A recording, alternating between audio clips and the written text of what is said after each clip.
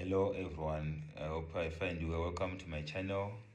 So we are solving equations with indices or under indices. So here, this is the second type of the equations which you may encounter in indices. So this equation, you can see now that in this time around, my unknown is no longer the base as in the previous videos, but my unknown, or the unknown letter, is now the power. So if you are solving equations under indices whereby the unknown is the power, you simply raise both sides of the equation.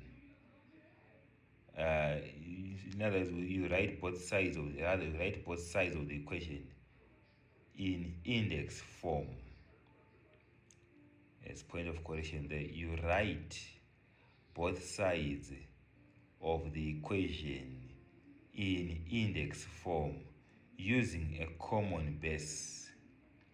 So here my base is 8, this side my base is 32.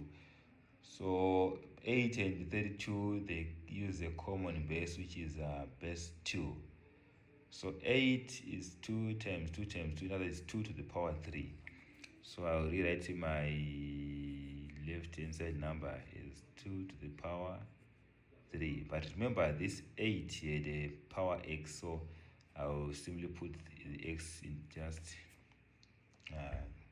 side 3 here, so that it becomes 2 to the, this 2 to the power 3 represents 8. Remember 8, when you write 8 as a product of prime factors, it's 2 times 2 times 2. In other words, 2 multiplies itself 3 times to get 8. So that's why I say 2 to the power 3 in index form, representing 8 to the power x, because with the x on egg 8 equals, our 32 is 2 to the power 5. So for you to get 32, multiply 2 by itself 5 times.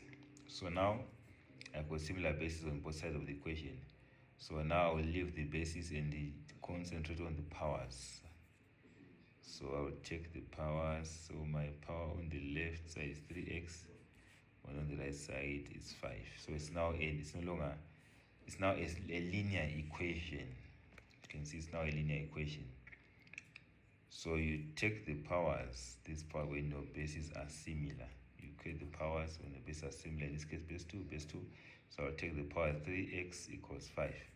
And now it's now a linear equation. Just solve it in the way which we solve linear equations. So I divide both sides by 3, since the coefficient of x is 3.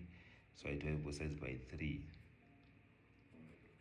So this and 3 they cancel out, so I'll remain with x on the left side equals to 5 over 3, which is an improper fraction.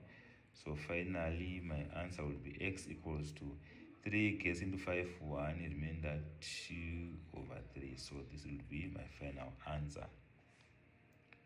So thank you for watching. See you in the next videos.